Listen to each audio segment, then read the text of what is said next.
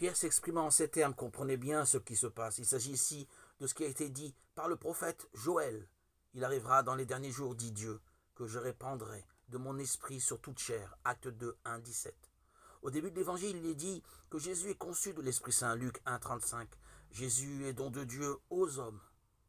Au début des actes des apôtres, il est dit que l'Église naît de l'Esprit. Ce n'est pas une organisation que les hommes ont mis au point pour garder l'héritage de l'Évangile. C'est un don de Dieu lui-même. Tout au long du livre des actes, il sera souvent souligné que l'Esprit garde l'initiative.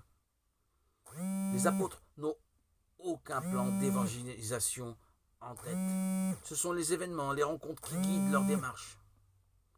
L'organisation interne se fait pareillement au gré des problèmes qui se présentent. Acte 6, 1, 6.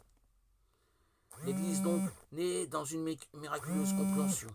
Tous les peuples entendent la bonne nouvelle dans leur propre langue.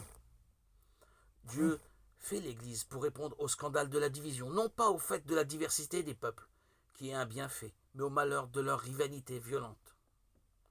Dès le début, l'Église connaît sa raison d'être, travailler à la réconciliation universelle. Voir Acte 10, 19 à 45.